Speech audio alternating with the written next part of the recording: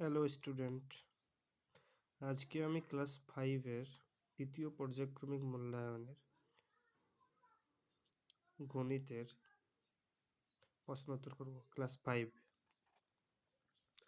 দেখো, প্রথমেরটা কি আছে? ভাজ্য সমান ভাজক গুণিত ভাগফল যুক্ত এখানে কি হবে? ভাগশেষ। ঠিক আছে, ভাগশেষ। 8 এর গুণনীয়কগুলি হলো 8 এর গুণনীয়ক মানে কি? যেটা 8 দিয়ে 8কে ভাগ করা যাবে যে সংখ্যাগুলো থেকে, তাহলে হবে 1, 2, 4 এবং 8।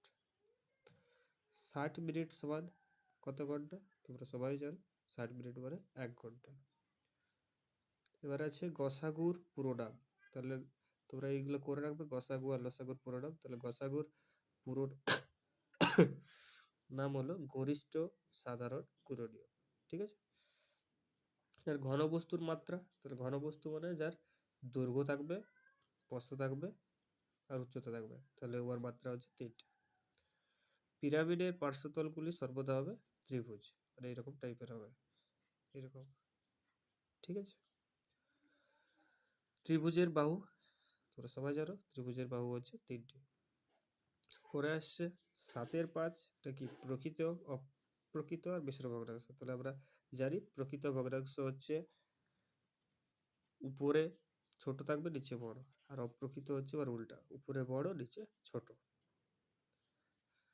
এখানে দেখো 452 সংখ্যার 5-এর স্থানীয় মান কত? তাহলে 5-এর স্থানীয় মান আমাদের এখানে 5 কোথায় আছে? মাঝে আছে, তাহলে তারপরে কটি সংখ্যা আছে? একটি, তাই ওই জন্য 5-এর পরে একটি শূন্য দিয়ে দিলেই হয়ে গেল।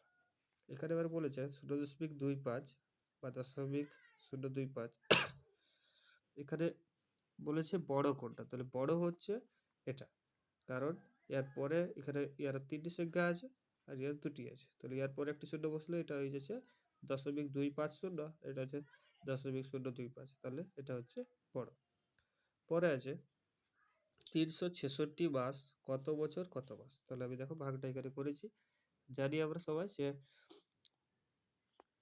মাস থেকে বছরে করতে গেলে আমরা জানি 12 মাসে 1 বছর হয়, তাহলে 12 দিয়ে ভাগ করতে হবে। তাহলে দেখো ভাগটা আমি করেছি এখানে, তাহলে 30 বছর 6 মাস।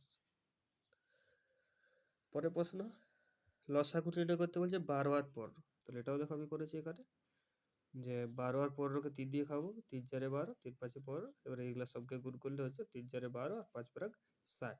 ঠিক আছে। এবারে বলছে দশমিকের যোগ, তাহলে দশমিকের যোগটা আমি খাতায় করেছি। এই দেখো, দেখো সংখ্যাগুলোকে দেখে নাও ঠিক করে, এই হচ্ছে সংখ্যাগুলো, এটাকে সাজাই লিখলে এরকম হবে আর যোগ করলে এরকম হবে। ঠিক আছে। এবার আসা যাক ছোট থেকে বড় সাজাও। তাহলে এখানে ছোট থেকে বড় দশমিকের পরে যতগুলো সংখ্যা হবে সেটাই হচ্ছে সব থেকে ছোট, তাহলে এটা ছোট সব থেকে, তারপরে এটা, তারপরে এটা, এটা হচ্ছে সবার থেকে বড়, তারপরে এটা, তারপরে এটা। ঠিক আছে, কারণ এর পরে শূন্য বসে যাবে, আর একদম 5 হচ্ছে লাস্টে। 720 পয়সা সবার কত টাকা কত পয়সা? তাহলে আমরা জানি যে 1 টাকা মানে 100 পয়সা, তাহলে এখানে 700, তাহলে 7 টাকা আর বাকি 20 পয়সা। সরল কর, একটা সরল দিয়েছে, এটা করে রাখবে তোমরা সবাই, পড়তেও পারে। সেই সরলটা আমি করেছি এখানে, দেখে নাও ঠিক করে। প্রথম বন্ধনীর কাজ আগে, তাহলে এখানে বিয়োগ করলে 1 হচ্ছে, তারপরে এখানে 3, এইবার দ্বিতীয় বন্ধনীর কাজ আগে, তাহলে এখান থেকে বিয়োগ করলে 2, তারপর তৃতীয় বন্ধনীর কাজ, এটা বিয়োগ করলে 3, তারপর এটা এরকম করলে 3 উত্তর।